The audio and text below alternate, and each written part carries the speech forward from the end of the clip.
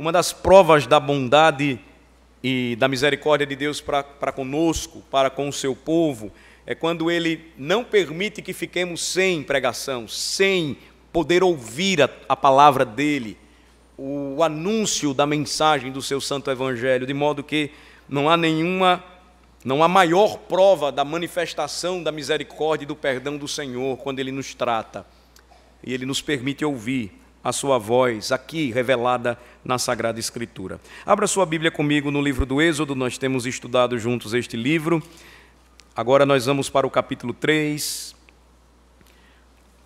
a partir do versículo de número 10. Êxodo capítulo 3, a partir do versículo de número 10.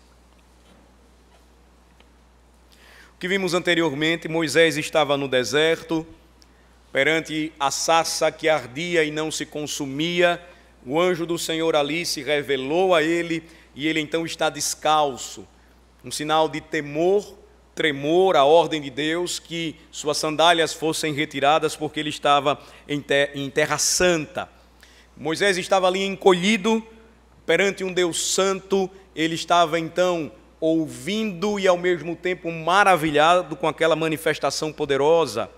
Ele havia levado, lembrem-se, os rebanhos de seu sogro para o Monte Horebe, que se tornaria depois conhecido como Monte de Deus, porque justamente ali o Senhor se revelou para Moisés. Lá ele teve uma visão impressionante, uma sarça, um arbusto que ardia, queimava em chamas, mas não era consumido, ele não se tornava em cinzas. E quando ele então se aproxima, ele tem um encontro pessoal com o Senhor. Ele então contempla a glória do seu Deus e ele ouve o Senhor falando com ele do meio da sarça.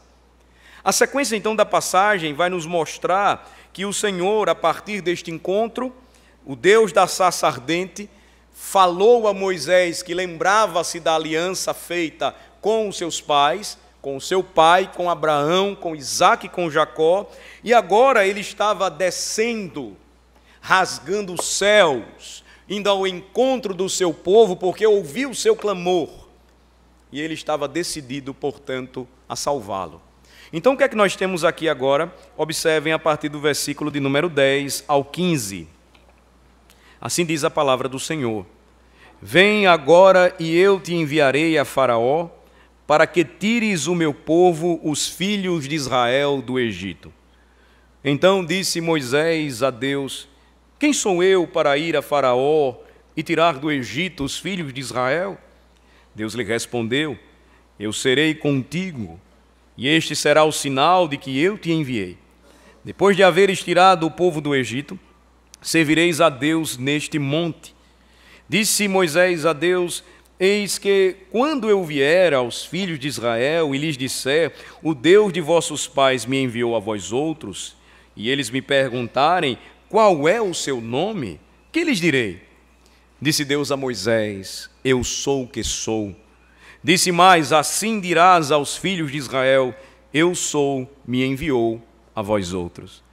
Disse Deus ainda mais a Moisés: Assim dirás aos filhos de Israel: O Senhor, o Deus de vossos pais, o Deus de Abraão, o Deus de Isaque e o Deus de Jacó, me enviou a vós outros. Este é o meu nome eternamente, e assim serei lembrado de geração em geração. Neste ponto aqui, então, irmãos, dando sequência a o que acontece após o encontro do Senhor com Moisés no monte de Deus, no Monte Horebe, também conhecido como Sinai, em meio à sarça que ardia e não se consumia, onde o anjo do Senhor se revela a ele, uma visão clara no Antigo Testamento de uma pré-encarnação do próprio Cristo. O Senhor então agora vai chamar Moisés e ele vai comissioná-lo. O que é que nós temos aqui diante de nós a partir do versículo 10? Uma chamada surpreendente da parte de Deus. Observem. Neste ponto aqui, a conversa toma um rumo surpreendente, a conversa toma um rumo novo. Deus havia falado de sua compaixão pelos sofrimentos de seu povo amado. Deus havia prometido vir e resgatar o seu povo escravizado no Egito, e ele então entraria pessoalmente em um relacionamento salvador com eles. Mas o que é que nos chama a atenção aqui? Observem novamente para o versículo 10. Deus realizaria sua salvação através da pessoa e obra de Moisés. Olhem só o que ele disse: vem agora. É o que ele disse para Moisés: vem agora e eu te enviarei a Faraó. Te enviarei a Faraó para que tires o meu povo, os filhos de Israel, do Egito. Veja que poderia ter sido diferente o rumo daquela conversa. O Senhor se revelando a Moisés, ele poderia mesmo tomar a frente sem precisar de Moisés. Ele poderia simplesmente explicar como iria libertar o seu povo, mas ao invés disso, ele não somente se revela a Moisés, ele o comissiona para que ele então fosse o libertador. Aqui nós temos então uma tipificação, uma prefiguração do Redentor em Moisés. O Senhor chama o seu servo e então nos ensina novamente uma importante lição, ainda hoje, ou para hoje, para o nosso tempo. Observem o que é que nós encontramos aqui nesta passagem, inicialmente. Um dos paradoxos da graça soberana de Deus. Deus usa seres humanos, Deus usa seres humanos pecadores para levar a cabo o seu propósito de salvação. Vocês lembram como Moisés foi parar no deserto? O seu exílio de 40 anos como se deu? Moisés era pecador assim como nós. Moisés era homem assim como nós somos, cheio de defeitos e de pecados. Mas então nós encontramos mais uma vez a lição bíblica no livro do Êxodo acerca do Evangelho. O paradoxo da soberana graça de Deus. Ele salva pecadores usando instrumentos que são seres humanos, homens pecadores, para cumprir o seu propósito. Veja que Moisés, ele tentou salvar os israelitas uma vez antes, vocês lembram? Ele tentou fazer isso sozinho, lembrem comigo. Ele tenta fazer isso e a tentativa de salvar os judeus da escravidão egípcia foi um verdadeiro desastre, tão completo, que Moisés precisou deixar o país. Ele foge do Egito, ele vai para o deserto, porque senão ele seria julgado e morto como um traidor de Faraó e de seu império. Mas o que é que o Senhor então fez com Moisés? Aquilo que ele faz ainda hoje conosco. Ele usa os acontecimentos que mesmo permite na vida do seu servo para forjá-lo, para prepará-lo. Ele vai então fazer com que tudo aquilo que ele passa, todo o seu sofrimento, todo o seu exílio, um homem que era um príncipe egípcio, agora pastoreando de forma simples e humilde os rebanhos de seu sogro, ele vai tomar tudo isso para prepará-lo para libertar o seu povo, liderar o seu povo, que seria salvo da escravidão em terra estranha. Veja que o Senhor, ele vai fazer isso, e ele vai nos mostrar desde o começo do livro do Êxodo. Lembrem-se, primeiro ele vai realizar o trabalho salvador, tomando a mãe de Moisés, uma pessoa comum. Ele vai pegar a sua mãe e em meio àquela matança de bebês, ele vai fazer com que ela o coloque num cesto, o proteja, mas o lance à sorte do Nilo. Ela faz isso confiando no Senhor. O Senhor então usa essa corajosa mãe para que então o seu propósito salvador se cumprisse. Na história de Moisés, então, outra mulher, agora princesa egípcia, vai encontrá-lo, vai cuidar dele, a sua irmã vai então providenciar os cuidados que a própria mãe de Moisés seria a ama de leite e iria amamentá-lo na casa da própria princesa, e o Senhor mesmo permitiria que o seu servo fosse ao palácio e lá recebesse toda a formação, lá recebesse toda a preparação, não poderia haver homem melhor preparado do que Moisés para poder liderar o povo saindo do Egito em liberdade. Mas o Senhor faria ainda mais, notem, ele salvaria Moisés de si mesmo. Moisés passaria por tudo aquilo, seria levado para um lugar onde o Senhor trataria com ele e em sua soberana graça ele o envolveria por completo. Em meio ao deserto, Moisés tem um encontro com o Senhor. Lembram do que eu falei na mensagem passada? Moisés não foi ao deserto para se encontrar com o Senhor. O Senhor enviaria Moisés para o deserto, porque era justamente lá que ele haveria de revelar-se ao seu servo. Ele vai então mostrar como ele opera. Ele vai mostrar que realiza a sua vontade através da obediência voluntária dos seus servos. Ele não somente redime, ele não somente salva o crente, mas ele coloca no coração dos crentes o desejo voluntário por servi-lo em seu reino e em sua causa.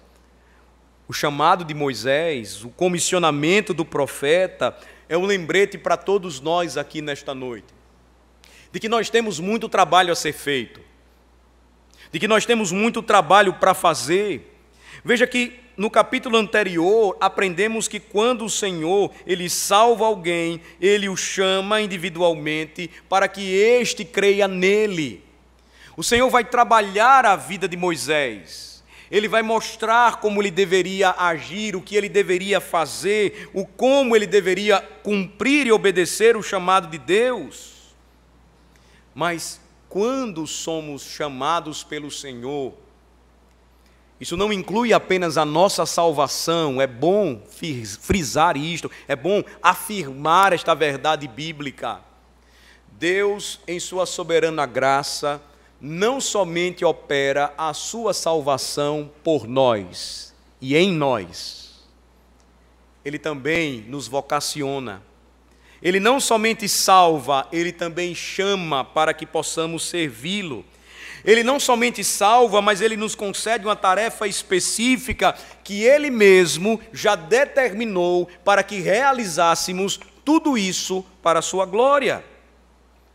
O mesmo que aconteceu com Moisés, meus irmãos, é o mesmo que acontece ainda hoje, é verdade para todos nós. O Deus que salva é o Deus que envia. O Deus que salva é o Deus que comissiona os seus servos. Assim, todo seguidor de Cristo recebe dois chamados. Não somente são chamados para servi-lo aqueles que, por exemplo, estão nos ofícios, pastores, presbíteros ou diáconos. Não somente são chamados para o serviço aqueles que são impulsionados por Deus, são despertados por Deus e têm um chamado então para o campo missionário, não. Todo o crente é chamado para servir ao Deus da sarça ardente. Você foi salvo e você foi vocacionado para servir ao Senhor.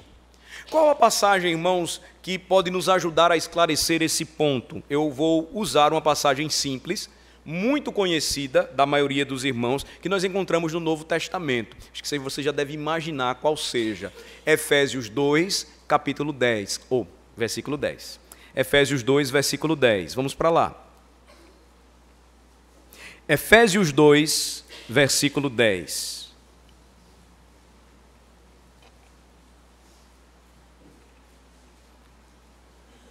Cada um de nós é chamado para servir ao Deus da sarça ardente. Efésios 2, versículo 10. Vamos ler? Pois somos feitura dele, criados em Cristo Jesus para boas obras, as quais Deus de antemão preparou para que andássemos nelas. Ou seja, você pode ser um pregador ou um engenheiro construtor de pontes. Nós temos aqui um engenheiro habilidoso em nossa igreja, que é Marcelo Cabral. Marcelo já trabalhou com grandes empreendimentos, com grandes construções. Ele pode ser um grande engenheiro, mas você pode ser uma dona de casa que não lida com grandes construções de silos, de fábricas de cimento, como o irmão Marcelo já tratou muitas vezes em seu trabalho na engenharia, construindo prédios, mas você pode ser uma simples dona de casa, no cumprimento diário da sua vocação como mãe e esposa, o que de forma muito nobre a esposa do Marcelo faz, como qualquer outra serva do Senhor também deve fazer. O que é que implica no chamado de Deus? É que não importa se você é um engenheiro ou uma dona de casa, se você é um pregador, ou se você é um professor, se você apenas trabalha com a limpeza urbana, você é um humilde gari, ou você é um grande empresário de qualquer ramo do comércio, o mesmo Deus que salva é o mesmo Deus que vocaciona você para o serviço.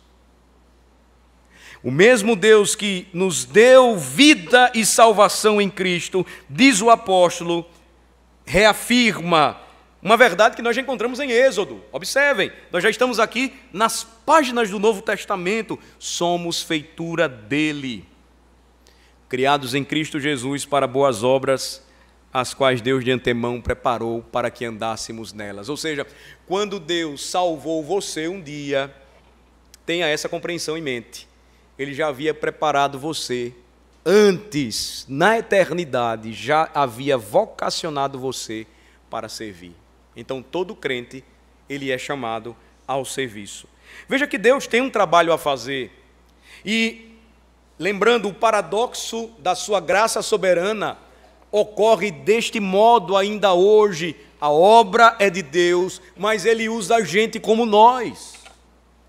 A obra é de Deus, mas Ele sempre vai chamar Moisés, Abraão, Ele vai chamar Isaac, Ele vai chamar Josué, Ele vai chamar José, Ele vai chamar Marcelo, Ele vai chamar Alain, Ele vai chamar Daniel, Ele vai chamar cada um de nós que pertencemos a Cristo, para então entender que o nosso chamado envolve também o serviço. Cotton Mather, que foi um puritano do século XVII, escreveu centenas de obras falando sobre esse assunto, o chamado cristão. Ele diz assim: todo cristão normalmente deveria ter um chamado.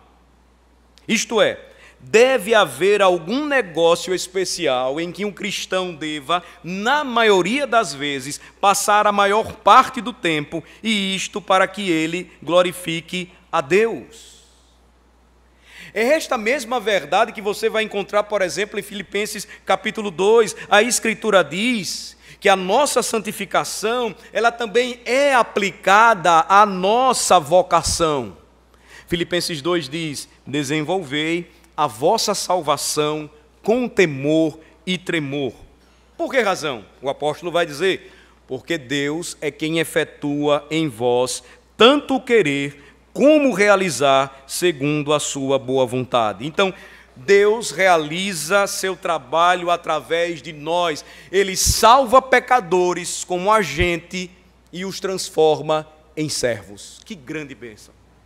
Moisés agora estava começando a vislumbrar isso. O Senhor não somente se revelou a ele como Redentor, o Senhor não somente disse: eu escutei o clamor do meu povo amado e eu irei salvá-lo.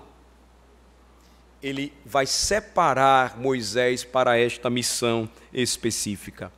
Veja que o mesmo paradoxo é encontrado, irmãos, quando nós pensamos na grande comissão, a tarefa evangelizadora ou missionária da igreja. Mateus 28, vamos para lá, por favor.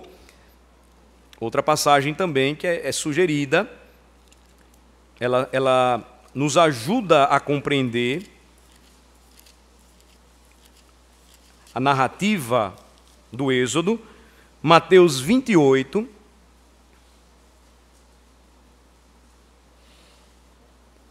versículo 18. Veja, Moisés recebeu uma grande comissão, dada por Deus. Jesus também entregaria uma grande comissão aos seus discípulos, primeiramente os apóstolos, que seriam, juntamente com os profetas, esses pilares de fundação da igreja, na nova aliança, tendo Jesus Cristo como a pedra principal. Mas observem que antes de entregar-lhes a comissão, a grande comissão, o que é que você lê comigo no versículo de número 18? Leiam comigo, Mateus 28, 18. Vamos lá. Jesus, aproximando-se, falou-lhes dizendo: toda autoridade me foi dada no céu e na terra. Nós podemos pensar que nesse momento os discípulos estavam então esperando explicar como ele iria transmitir salvação ao redor do mundo. Essa foi a mesma expectativa de Moisés. Ele veio para salvar, ele mesmo disse: eu vim para buscar e salvar o que se havia perdido. Então agora, cumprindo o que prometeu, ao terceiro dia ressurreto, tendo passado alguns dias ainda com seus discípulos, ele disse que importava voltar ao Pai e estava próximo disso. Ele então vai afirmar que toda a autoridade havia sido dada a ele, a Jesus, no céu e na terra. Os discípulos então estavam esperando essa explicação. Como é que o Senhor ia transmitir então a salvação para o mundo? Observem como ele vai dizer, ou como ele vai fazer isso. Ele vai então comissioná-los para pregarem o evangelho por ele, em seu favor, instrumentos nas mãos dele. Versículo 19. Portanto, vão e façam discípulos de todas as nações, batizando-os em nome do Pai, do Filho e do Espírito Santo, e ensinando-os a guardar todas as coisas que vos tenho ordenado. Veja, a soberania de Deus na salvação de seu povo não torna o chamado ou a vocação do crente desnecessária. Vou repetir. A soberana graça de Deus manifesta na salvação de seu povo não torna a vocação do crente desnecessária, mas obrigatória. Logo, nós pecamos quando não cumprimos o chamado que Deus nos deu. Quando um sapateiro perguntou a Lutero o que fazer para melhor servir ao Senhor, agora ele conhecia o Evangelho, depois de tanto tempo em ignorância, ele podia ir à igreja da sua cidade e ouvir a pregação da palavra, e então as dúvidas começavam a surgir, e este homem então pergunta a Martinho Lutero: o que é que eu vou fazer então agora para melhor servir ao Senhor? Ele era um sapateiro, simples. Lutero vai dizer: produza os melhores sapatos e venda-os por um preço justo. Eu costumava sempre lembrar das palavras ou dos sermões que eu ouvia neste púlpito pelo pastor Franklin, quando ele dizia que quando nós estamos trabalhando, não é o momento para a gente ler a Bíblia e orar. Nos nossos intervalos, ou em nossos lares, ou quando você vem à igreja, existe tempo para tudo, mas no momento que você está trabalhando, no momento em que você está exercendo a vocação para a qual o Senhor lhe chamou e lhe confiou, você deve fazer o melhor. Porque agora você entende que o Senhor não somente salvou você, mas chamou você para glorificá-lo por meio da sua vocação. Então, o chamado à vocação do crente, portanto, meus irmãos, não é um ministério desnecessário para a igreja, mas obrigatório. A obra da salvação é obra de Deus do começo ao fim. Deus nos usa como usou Moisés para cumprir o seu propósito de salvação. Quando o apóstolo vai dizer, por exemplo, que as esposas que tinham maridos incrédulos deveriam ganhá-los pelo seu procedimento, o que ele queria dizer com isso? Se elas entendessem o seu chamado e vocação enquanto esposas, elas então fariam o melhor para Deus, testemunhando uma verdadeira mudança e conversão para o seu marido incrédulo. O objetivo então é que este fosse santificado por alguém que agora, sendo salvo, compreendeu o seu chamado. Ele não é desnecessário, ou seja, você tem que ser crente aqui e crente em qualquer lugar que o Senhor lhe colocar, para onde Ele te enviar. Observe então que este chamado inicial, ele é impactante, E, na sequência, por favor, voltem comigo para Êxodo 3. Moisés, a princípio, parecia pronto a aceitar a sua grande comissão.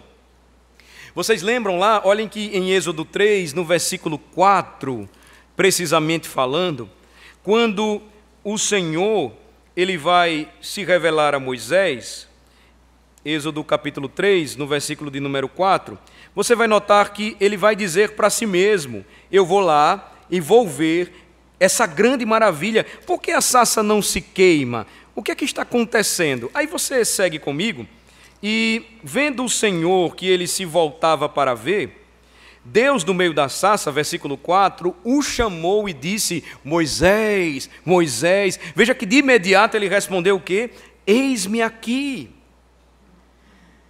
Essa palavra, essa resposta pronta, esta apresentação imediata de Moisés, não era apenas para dizer ao Senhor: olha, eu estou aqui. Não era tipo um presente de um professor com a cabeça baixa, verificando a caderneta em sala de aula, para saber se o aluno está presente em um universo de 40 ou 50 alunos da sala de aula de hoje. Não.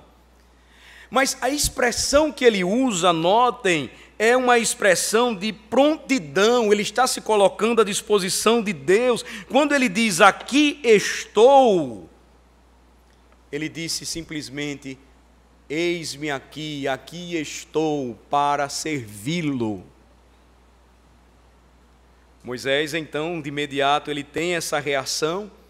Vocês devem lembrar, é a mesma reação quando o jovem Samuel, em casa de Eli, por mais de um momento, no meio da noite, ele ouve o Senhor chamá-lo e ele diz: eis-me aqui. Ou então quando Isaías tem a revelação do Cristo e ele diz: quem é que eu vou enviar? Quem irá por mim? E Isaías diz assim: eis-me aqui, Senhor, envia-me a mim. Essas mesmas palavras, notem, Moisés então expressa na presença de Deus. Quando ele tira as próprias sandálias dos pés, ele vai expressar isso. Na antiguidade, os escravos eles andavam descalços, servindo ao seu Senhor. A postura de Moisés, então, em estar descalço na presença de Deus, revelava a sua prontidão como servo para servir agora a Yahvé. Mas aí, observem que, na sequência, ele começa a ter dúvidas. Aparentemente, Moisés era o tipo de homem que rapidamente se apresentava. Você vai ver que ele fez isso no Egito, quando ele tentou defender aquele pobre escravo judeu. Mas agora, diante do comissionamento de Deus, ele começa então a levantar algumas questões. Observem que nas duas primeiras questões, versículo de número 11, ele vai perguntar, olhem comigo para o texto. Ele vai dizer: quem sou eu? Olha só. Quem sou eu para ir a Faraó e tirar do Egito os filhos de Israel? Mas ele ainda tem outra dúvida. Veja no versículo 13, ele vai dizer: eis que, quando eu vier aos filhos de Israel e lhes disser: o Deus de vossos pais me enviou a vós outros, e eles me perguntarem: qual é o seu nome? Que lhes direi? Então, ele traz boas perguntas, ele faz boas perguntas, perguntas fundamentais que qualquer um faria, mas ele está realmente agora preocupado com a seriedade e a gravidade de seu chamado.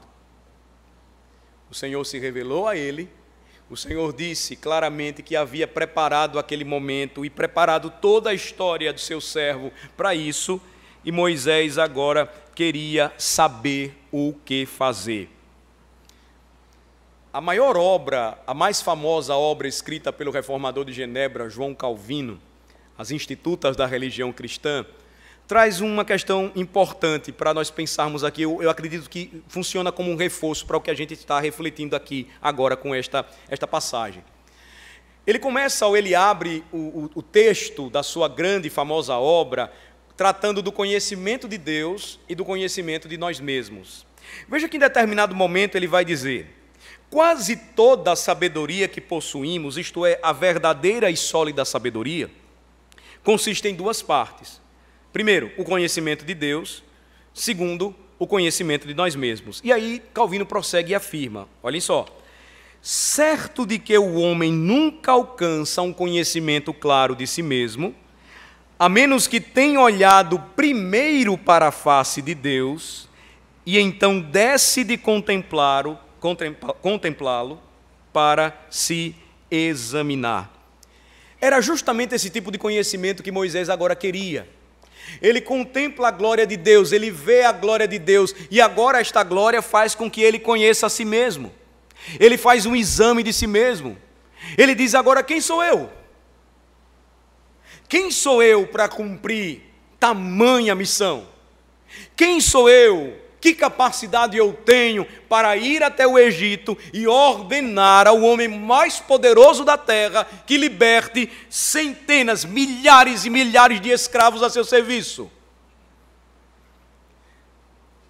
Portanto, não sejamos precipitados em julgar Moisés. Provavelmente nós faríamos a mesma pergunta. Vocês lembram como Moisés se encontrava? 40 anos exilado. Ele conhecia todo o funcionamento do Império Egípcio. Ele sabia da força e da glória daquele império.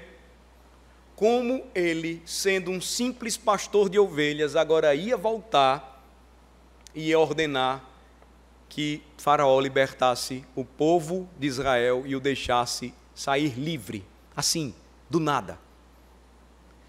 Ele então vai levantar essa questão. E primeiro então ele vai pedir conhecimento de si mesmo, no versículo 11 que vocês já viram. Quem sou eu para ir a Faraó e tirar os israelitas do Egito? Não era uma questão existencial, ele não estava preocupado com a identidade dele. E também não era simplesmente uma questão de questionar a sua habilidade. Ele sabia quem ele era, ele sabia do preparo que recebeu. Na verdade, o que ele precisava conhecer agora que viu a glória de Deus era a verdade gloriosa de que o Senhor que o comissionou era a garantia do sucesso da sua missão. Parem e pensem um pouco comigo, irmãos, se nós não temos por vezes as mesmas dúvidas enquanto igreja.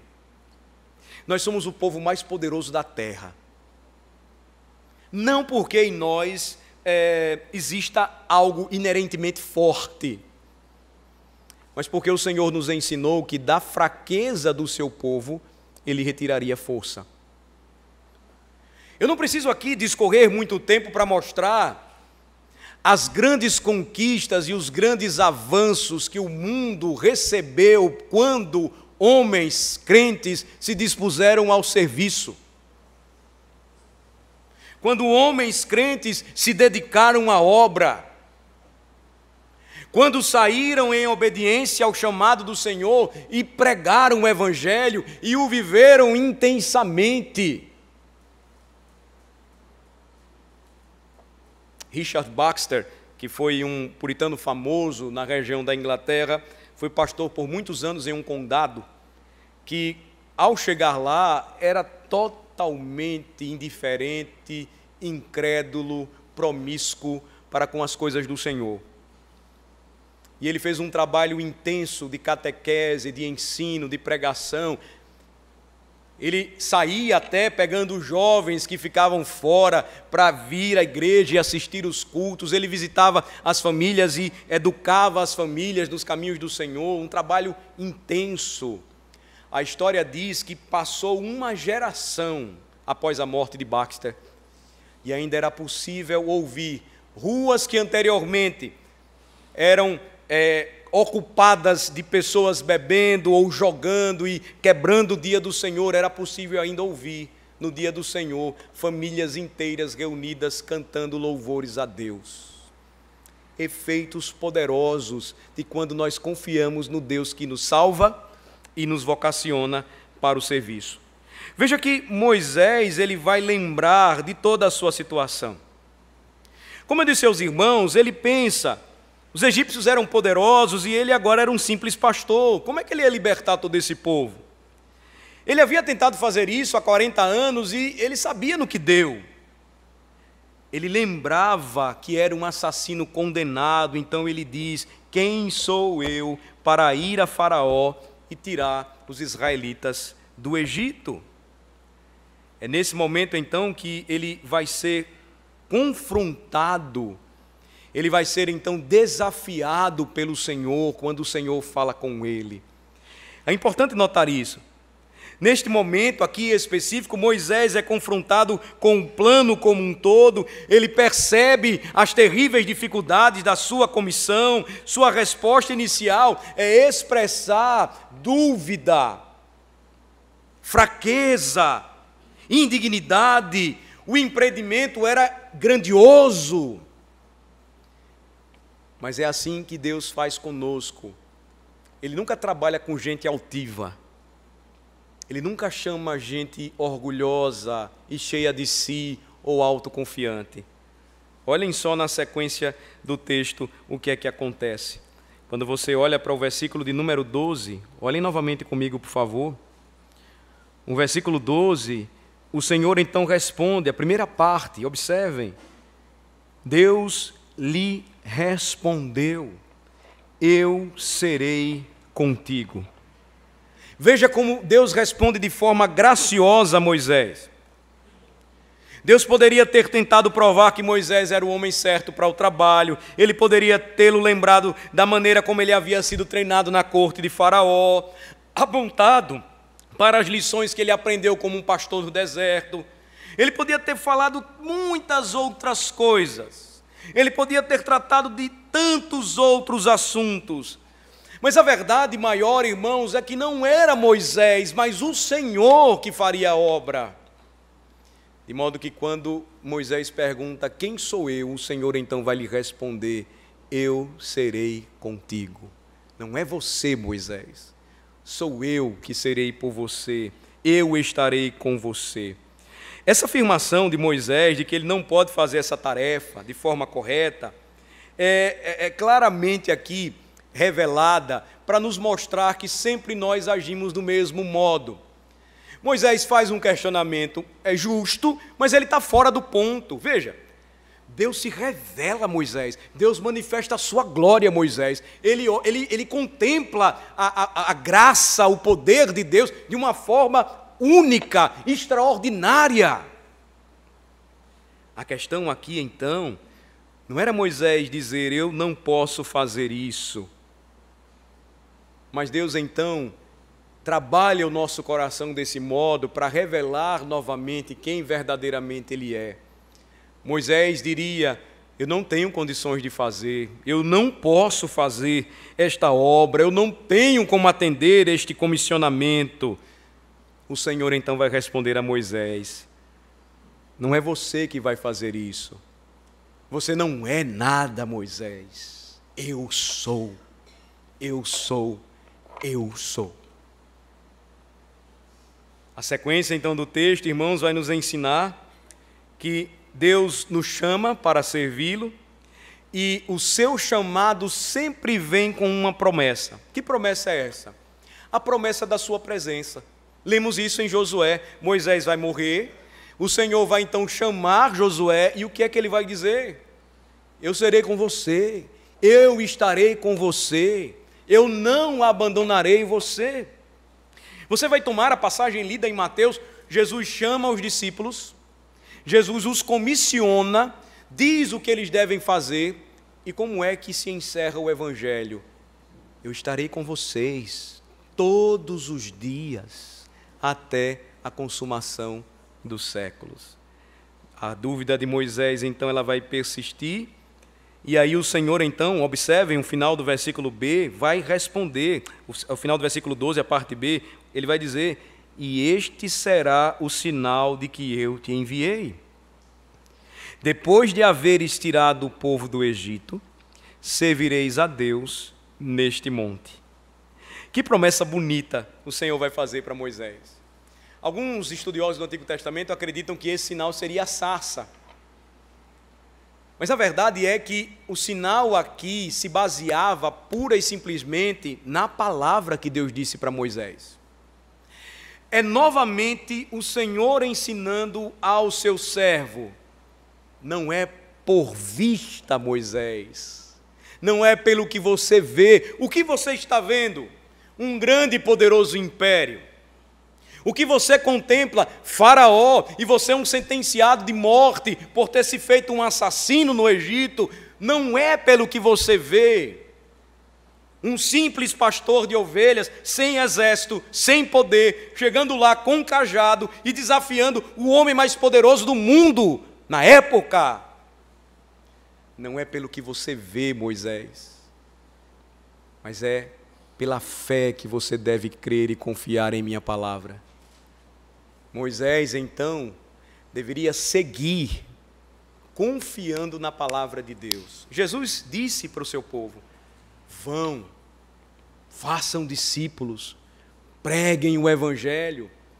Os nossos temores e dúvidas, limitações dirão: nós não vamos conseguir, nós somos poucos, nós não temos recursos, nós somos limitados e ainda somos medrosos. Jesus vem e diz: eu vou estar com vocês todos os dias até a consumação dos séculos. Vão. É sob a promessa de Deus, fiados na promessa de Deus, que nós devemos caminhar. Moisés precisava entender isso e de fato ele entendeu em sua história. Se vocês compararem comigo, por favor, Hebreus capítulo 11, versículo 27, olha só que interessante quando fala da história de Moisés. O sinal só poderia ser recebido pela fé, sua validade dependia da capacidade de Deus cumprir sua promessa. Moisés precisava ter certeza de que ele era o homem certo para o trabalho e que Deus estaria com ele, e ele simplesmente tinha que aceitar a palavra de Deus para isso, seguir em frente pela fé. Hebreus 11, 27 diz assim, olha: pela fé, ele, Moisés, abandonou o Egito, não ficando amedrontado com a cólera do rei. Antes, permaneceu firme, como quem vê aquele que é invisível. Você vai ver, Deus trabalha no coração do seu servo, Ele o salva, e tratando o seu coração, Ele se revela. Por sua palavra, Ele o comissiona. Em meio às suas dúvidas, a sua promessa se renova. Irmãos, não é isso que acontece todas as vezes que entramos aqui. Não é isso que ocorre quando entramos por essas portas e estamos às vezes angustiados, estamos perplexos, desanimados, cheios de temores. Caminhamos assim. A igreja caminha assim. Desafios que temos, e por vezes nos perguntamos: Senhor, de onde virá esses recursos? E vem. E Deus manda. Senhor, será possível que os meus pais, a minha família, os meus amigos, será que eles vão ouvir e crer? E o Senhor então faz a obra. Nós somos chamados a crer. A crer. E lembrem-se, meus irmãos, fé não é um salto no escuro. O existencialismo filosófico, humanista, divulgou essa mentira e muitos crentes abraçaram. Fé é a certeza daquilo que se espera, a convicção de fatos que ainda não podemos ver. Nós fazemos o que fazemos, caminhamos como devemos caminhar, porque cremos na palavra do nosso Senhor, esperamos na palavra do nosso Deus.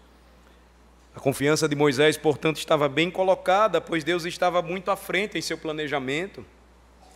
Moisés ainda estava preocupado em voltar ao Egito, enquanto isso Deus já tinha seu povo resgatado do Egito e de volta para o Sinai, já estava tudo escrito. É o que custa, irmãos, a nós, de fato, confiar e se entregar.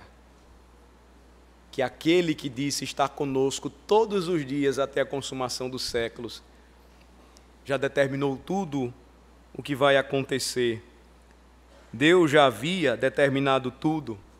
Deus já havia determinado aquele canto de Moisés, em glória a Deus, ao Senhor de toda a terra, quando eles passariam a pé enxuto pelo Mar Vermelho, e Faraó e todo o seu exército seria engolido pelo mar que se fecharia em juízo sobre eles. O plano de Deus, irmãos, não era simplesmente trazer o seu povo para fora do Egito, mas reuni-lo em sua presença para servi-lo com sua adoração. Lembrem-se, a mensagem central do livro do Êxodo é que nós fomos salvos para a glória de Deus. Se você não tiver essa compreensão, você não entendeu o que é salvação, é possível que você nunca tenha sido salvo. Uma vez salvos, nós então devemos atender o chamado de Deus para servi-lo. E isso envolve colocar a nossa vida, a nossa vocação para o Senhor e dizermos de uma vez por todas: eis-me aqui, Senhor. Na sequência, observem o versículo 13, Moisés também vai perguntar quem é o Senhor. Quem é esse Deus que somos chamados a glorificar? Essa foi a segunda pergunta que Moisés fez, observem. E antes de concordar em levar Israel para fora do Egito, ele primeiro quis saber quem ele era. Ele queria saber quem era Deus, ele queria primeiramente saber quem ele era, mas agora ele queria saber quem era o Senhor. E observem o que Moisés vai dizer a Deus, versículo 13. Notem novamente.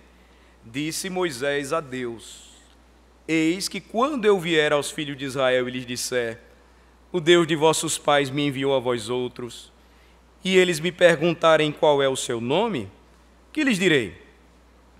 Veja, é fácil, eu repito, criticar Moisés. Você pode pensar: mas rapaz, que cara devagar para fazer o que Deus está mandando. Se a gente tentar se colocar no lugar dele, nós começamos a perceber que a situação não era tão fácil assim.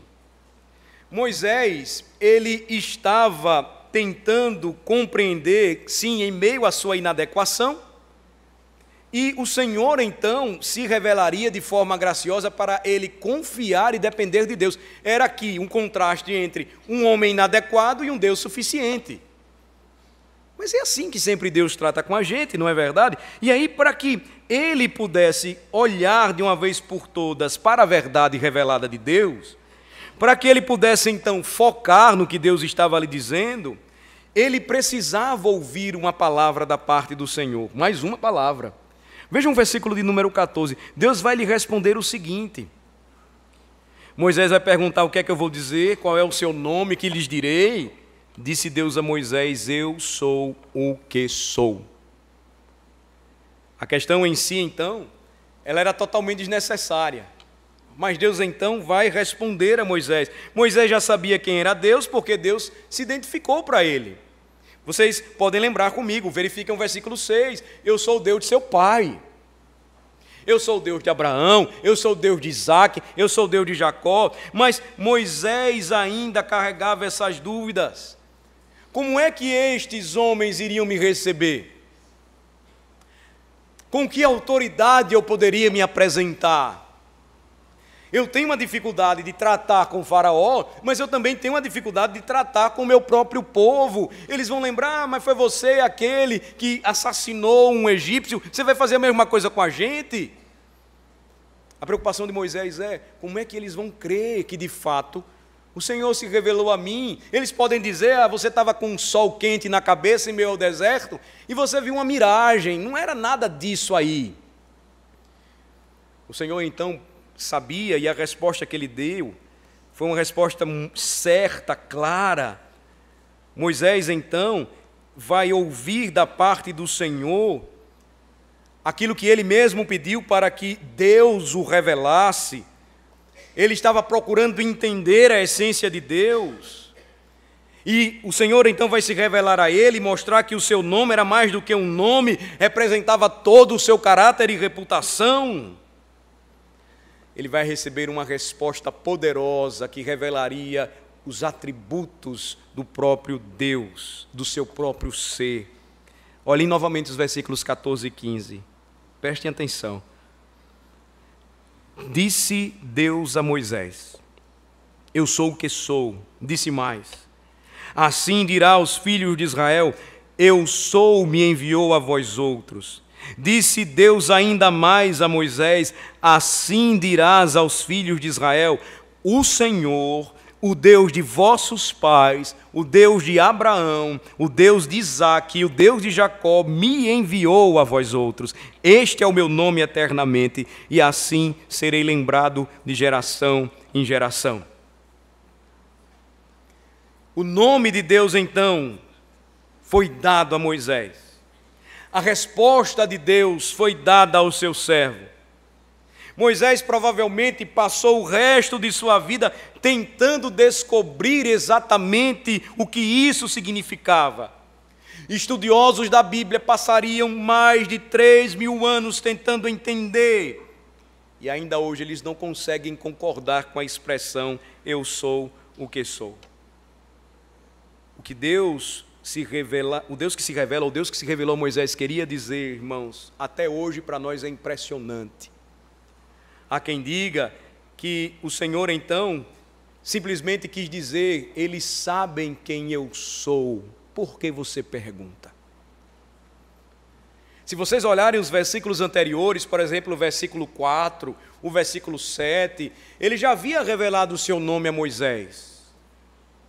Mas essa expressão que ele vai entregar, essa expressão que ele vai dizer, eu sou o que sou, ou simplesmente eu sou, se tornaria o famoso nome impronunciável de Deus, chamado tetragrama. O tetragrama que compõe ou é formado por apenas 4 letras. A língua hebraica não tem vogais, mas você só vê as suas consoantes, se torna então o nome impronunciável de Deus.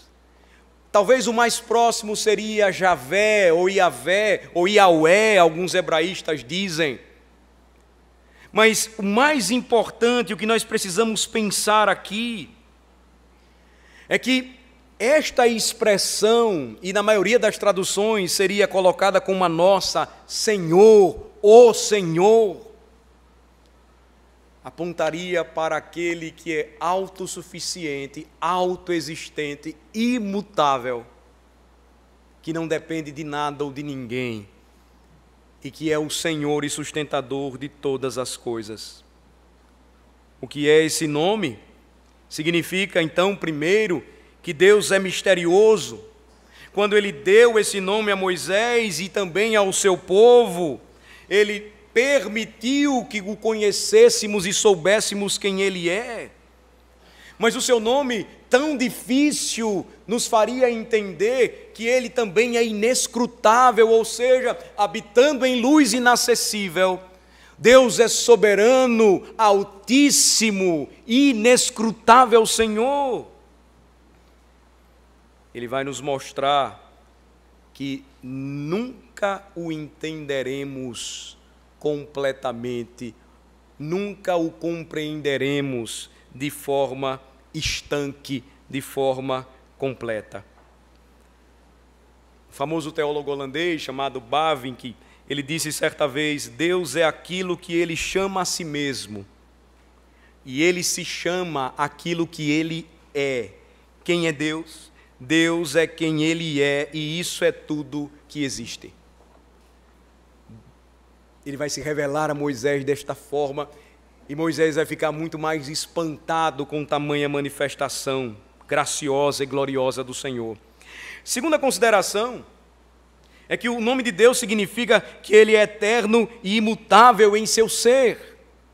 Seu nome ocorre no tempo presente do verbo na língua hebraica, ser. Deus não disse, eu era quem eu era, ou eu serei quem serei. Ele diz a Moisés, eu sou o que sou. Eu não tenho passado, eu não tenho futuro, eu sou, diz o Senhor.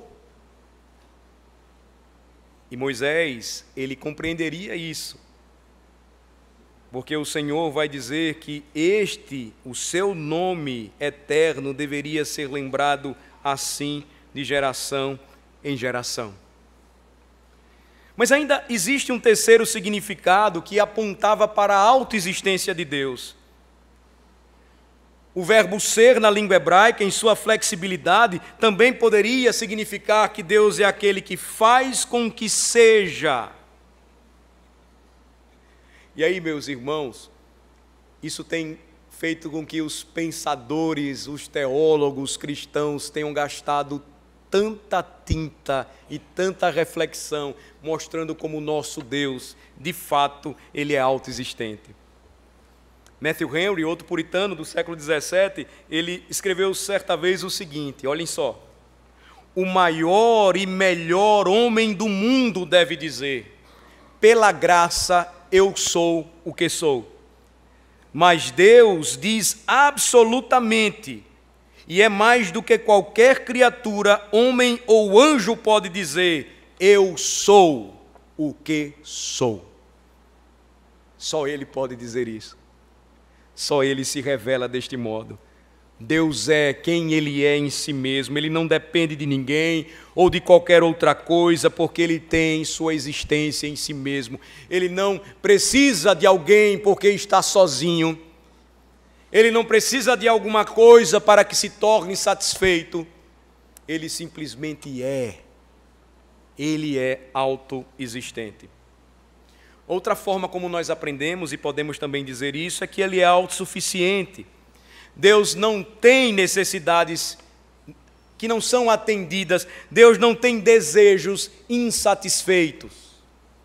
Deus não é como nós ou como qualquer outra criatura. Ele não é codependente. Ele não precisa pedir ajuda de ninguém. Moisés perguntou e ouviu. Moisés queria saber e teve a revelação mais gloriosa e poderosa do Senhor. Como a nossa própria confissão de fé, ela nos diz, quando trata sobre a doutrina de Deus, Deus tem em si mesmo e de si mesmo toda a vida, glória, bondade e bem-aventurança. Ele é todo suficiente em si e para si, pois não precisa das criaturas que trouxe à existência.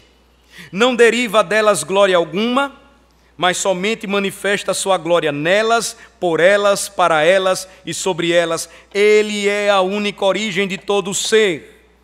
Dele, por ele e para ele são todas as coisas, e sobre elas tem ele soberano domínio, para fazer com elas, para elas e sobre elas tudo quanto quiser. Vocês agora começam a perceber por que razão Deus se revela em uma sarça, um arbusto tão simples do deserto, mas que queimava, mas não se gastava. Queimava, mas não se consumia. Por que razão? Porque o fogo que arde e não queima, que não tem tendência à destruição em sua própria energia e não é consumido por sua própria atividade, é certamente um símbolo do ser único, cujo ser deriva sua lei e sua fonte de si mesma, quem só pode dizer, eu sou o que sou. Que maravilhosa revelação. Você e eu, nós, irmãos, temos que dizer constantemente o seguinte: eu sou aquilo que me tornei, eu sou aquilo que nasci, eu sou aquilo que as circunstâncias me fizeram. Deus diz simplesmente, eu sou o que sou. Todas as outras criaturas estão ligadas a mim. Eu não estou ligado a elas, não dependo delas, elas dependem de mim. Todo outro ser é derivado e, portanto, é limitado, é mutável. O Senhor não deriva de ninguém. O eu sou é absoluto, autodependente e inalterável para sempre. A nossa vida prossegue até a morte, até o fim, mas Deus vive para sempre. Ele é uma chama que queima e não se consome. Moisés viu, Moisés perguntou, o Senhor respondeu, e então os seus olhos, a sua mente, os seus ouvidos contemplaram maravilhosa, grandiosa graça. A verdade é, meus amados irmãos, que o nosso Deus não precisa de coisa alguma, e Ele precisava revelar isso a Moisés, e Ele revela isso ainda hoje para nós. Nós temos a tendência de acreditar que Deus depende da gente, que Deus precisa da gente. O evangelho falso e humanista vai dizer, dê uma chance para Deus, ou coitado, Cristo bate na porta do teu coração, Ele quer entrar e você não quer deixar. Esse não é Deus. O eu sou o que sou, vive para sempre, é uma chama que não queima. Seus recursos são inesgotáveis, seu poder não enfraquece, ele não precisa de descanso para recuperar a energia que gasta. Seus dons não diminuem à medida em que ele distribui e doa graciosamente. Ele dá e não fica mais pobre, ele trabalha e nunca está cansado, ele opera e não se gasta, ele ama e ama e ama para sempre. Esse é o eu sou. Moisés contempla esta glória e agora você percebe como é que ele vai para o Egito e como é que ele vai chegar com tanta coragem e fé. Deus, o Senhor, por sua palavra e Espírito, injeta em nós este combustível e queima as nossas entranhas ao ouvirmos o seu santo evangelho. É o que ele faz ainda hoje, quando se revela a nós por sua palavra. Como é que nós podemos concluir então essa passagem aqui? Conhecer o nome de Deus, o nome, o grande nome que Moisés encontrou na sarça ardente, foi de grande auxílio para ele. E deve ser de grande auxílio para nós nesta noite. Uma vez que Moisés conheceu a verdadeira identidade de Deus, ele pôde voltar ao Egito e dizer aos israelitas, e eles então saberiam muito bem, isto aqui é uma informação importante. Quando o Senhor diz, o meu nome será conhecido, o Senhor.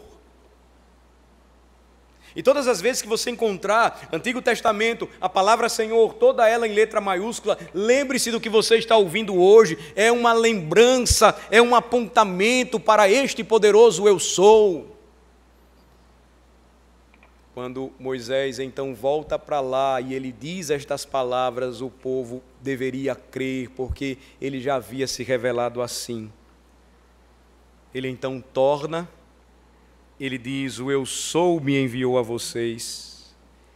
Ele então volta para o Egito e o retorno de Moisés e a promoção do êxodo, a salvação do seu povo, é a maravilhosa história de Deus vivendo e revelando o seu nome para o seu povo e provando que Ele é o eterno Deus do pacto da graça.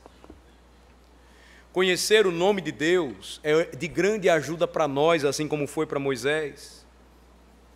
Porque, meus irmãos, se Deus é o grande eu sou, que é sempre quem Ele é, então servimos ao mesmo Deus que Moisés serviu. Sempre que o adoramos, não é mais necessário que tiremos os sapatos em sua presença, isso é opcional, mas temos a consciência de que estamos na presença do Deus misterioso, eterno, imutável e autoexistente. A única diferença é que o Deus de Moisés também revelou um outro novo nome a fim de que pudéssemos chamá-lo. Você vai notar na Escritura Deus sempre se revelando por meio de nomes. Ele entregaria um novo nome para que seu povo o conhecesse e pudesse chamá-lo a partir daí. Este nome seria o único nome pelo qual devemos ser salvos, Jesus Cristo. Abra sua Bíblia comigo em João capítulo 8, por favor. João capítulo de número 8.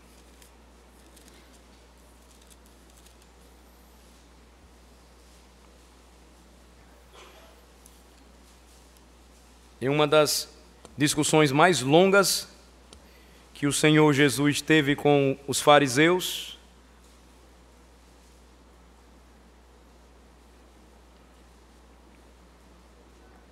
a partir do versículo de número 52 ou 51, Jesus então diria: em verdade vos digo, se alguém guardar a minha palavra, não verá morte eternamente.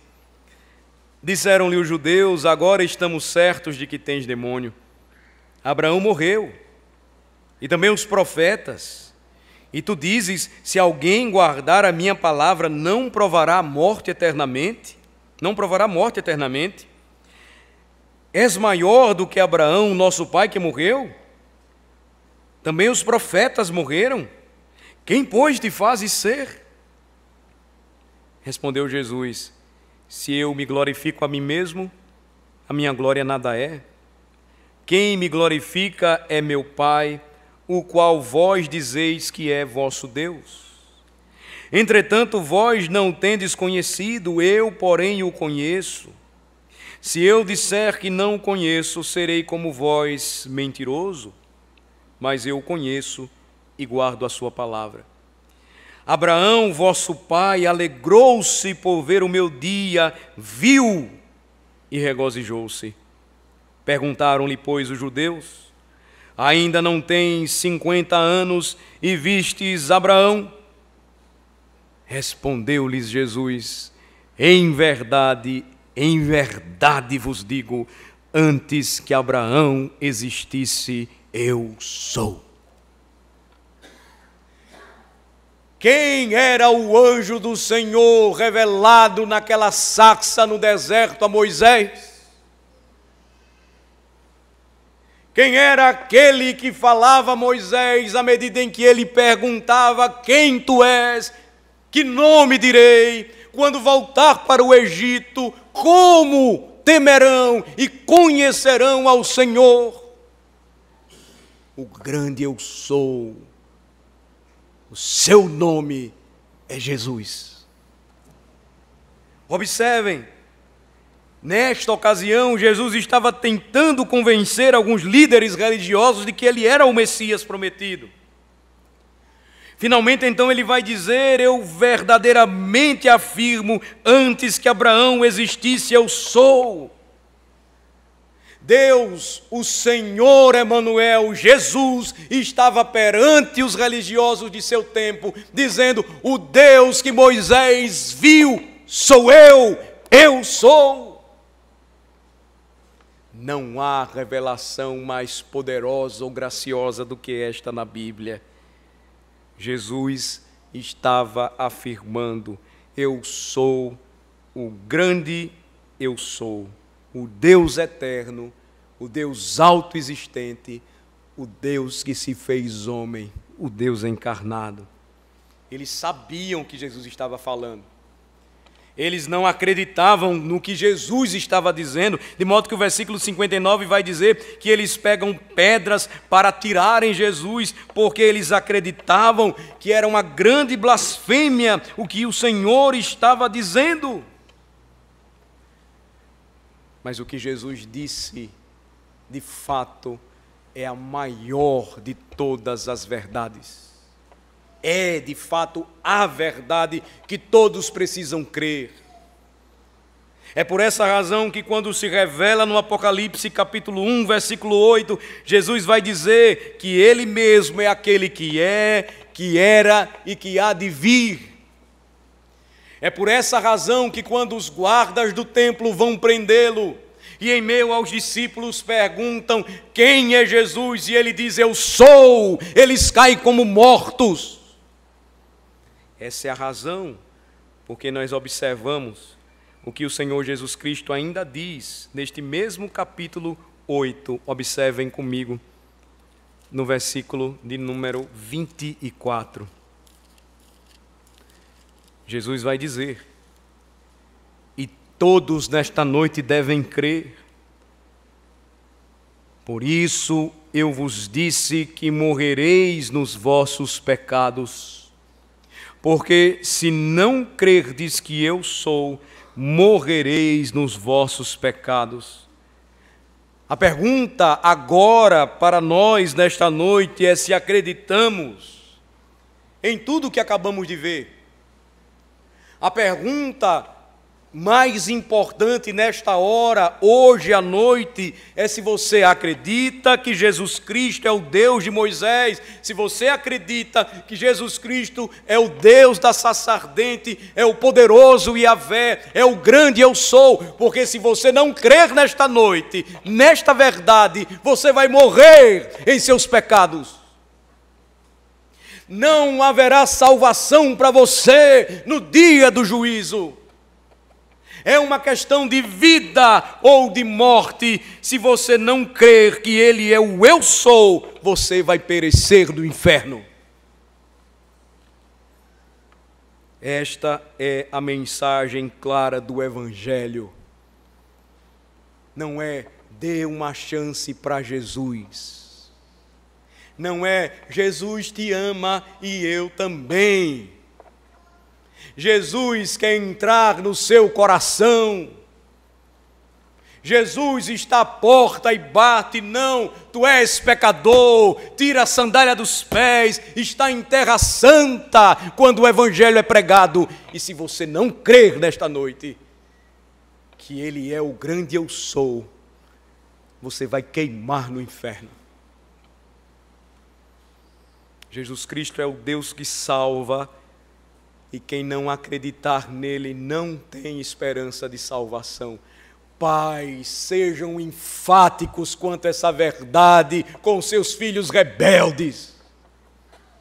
Não há amor em pregar o Evangelho se você não chorar e dizer: meu filho, você vai para o inferno se você não crer em Jesus. Rasgue-se do teu humanismo pobre e fraco. Não lute contra a verdade clara da Escritura. Lembre a Ele que você é o que é, pecador, mas liberto e redimido pelo Senhor. Porque um dia o eu sou manifestou-se a você, assim como Moisés naquela sarça ardente. Nós precisamos falar a verdade. A verdade deve ser proclamada em amor. Mas o amor que o mundo quer que a gente pregue é um amor cheio de frescura. E essa é a frescura que está levando muitos para o inferno. O amor de um pai às vezes faz com que ele bata nele, para que ele não pereça. E benditas as palmadas que tomamos do nosso pai um dia. Não poderia ser o Evangelho de outra forma. Jesus diz: venham a mim, vocês que estão cansados, e eu vou aliviar vocês. Mas esse não é todo o Evangelho. O Evangelho é urgência também, meus irmãos. O Evangelho deve ser pregado em lágrimas. Baxter pregava para a sua congregação e ele dizia: se eu pudesse, eu me agarrava às pernas de vocês para que vocês não fossem para o inferno. Se nós não crermos que Jesus é o eu sou, nós vamos morrer. Isso é questão de vida ou de morte. Eu acredito que chegou o tempo que não há mais espaço para a frescura deste mundo, que tenta passar um evangelho açucarado, anátema, falso, de um Cristo humanista. A verdade é que o juiz de toda a terra entregou a mensagem do seu evangelho para que os homens conheçam a Ele e creiam nele. Porque se não crerem no nome do Senhor Jesus, eles vão morrer. Jesus continuou dizendo ainda, observem no versículo 28, quando levantardes o Filho do Homem, então sabereis que eu sou e que nada faço por mim mesmo, mas falo como o Pai que me ensinou. Ele estava falando sobre a sua crucificação. Ele estava alegando que a sua morte na cruz pelos pecadores provaria que ele é o verdadeiro Deus da nossa salvação. Um cristão é alguém que acredita, crê de todo o seu coração que Jesus é o eu sou. Como pregador, eu não posso deixar de instar desta noite, pode ser a sua última. Você precisa entregar-se a Cristo. Você precisa crer nele para ser salvo. Quando nós acreditamos na palavra de Cristo, nós cremos nele. Então nós vamos poder chegar às perguntas que Moisés fez. E lembre-se, ele não vai nos afastar dele. Ele vai continuar nos ensinando o Evangelho para que nós o conheçamos mais e nos aproximemos dele. Ele vai nos mostrar então que quando nos salva, ele também nos envia para que então outros conheçam esta mensagem de vida eterna. Irmãos, lembrem-se, a grande mensagem do livro de Êxodo é que nós fomos salvos para a glória de Deus. A grande mensagem do livro de Êxodo é poder encontrar o Evangelho em toda a Escritura e perceber como desde cedo o nosso Senhor, Ele era para o seu povo. Ele é o grande eu sou. Creiamos nele, entreguemos a nossa vida a Ele nesta noite e por Ele sejamos salvos. Vamos orar. Senhor, tem misericórdia de nós. Tem misericórdia daqueles que ouvem nesta noite a Tua palavra. Aqueles que entregaram suas vidas a Jesus, o grande eu sou. Concede, ó Senhor, a graça de entenderem que o Senhor os salvou com um propósito e eles são chamados para servir. Que se coloquem à disposição do Senhor no exercício de suas vocações, que façam o melhor para a Tua glória. Que estejam prontos a servir ao Teu povo, a dedicar tempo à igreja, a serem úteis e bênção para o Teu reino. Aqueles, ó Senhor, que nesta noite tiveram o privilégio dado pelo Senhor, pois não existe acaso, e que a Tua providência trouxe para que pudessem ouvir a pregação do Teu santo Evangelho.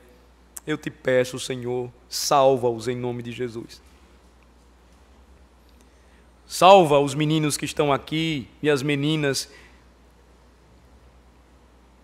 que seus pais têm trazido, mas ainda estão com seus corações endurecidos e precisam ouvir o Evangelho.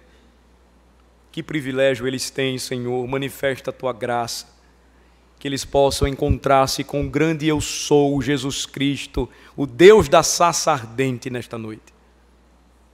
Senhor, alguns também aqui estão nesta noite e tiveram o privilégio de ouvir o Teu Evangelho. Talvez eles nunca tenham ouvido acerca de Jesus como hoje. Talvez eles ouviram acerca de um outro Cristo, de um outro Evangelho, mas eles tiveram o privilégio de ouvir a Tua voz nesta noite. Ó Senhor, salva-os.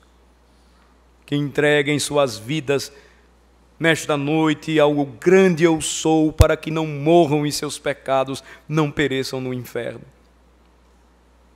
Ah, Senhor, temos tantos que estão longe. Temos filhos que abandonaram a fé ou que apostataram do Evangelho. Eles ainda dizem que temem ao Senhor, que creem no Senhor, eles não Te conhecem. Se eles Te conhecessem, eles não brincariam contigo. Oramos por eles, Senhor. Pedimos que tenhas misericórdia deles e de seus pais, e que renove a esperança e a coragem em seus pais para instá-los quanto à seriedade do Evangelho. É questão de vida e de morte. Sabemos, Senhor, não temos poder para converter ninguém, mas às vezes nos calamos quando deveríamos falar. É como se a nossa casa, Senhor, estivesse incendiada e nós não fizéssemos nada. Desperta-nos, Senhor. Não permitas que engolamos este falso evangelho humanista, fraco, distorcido do nosso tempo, que diz que tu és amor. Sim, Senhor, tu és amor, e não há maior amor do que o Senhor nos dar a Cristo e o seu evangelho, para que creiamos nele, para que o sirvamos em santo temor e encontremos plena salvação e segurança nele.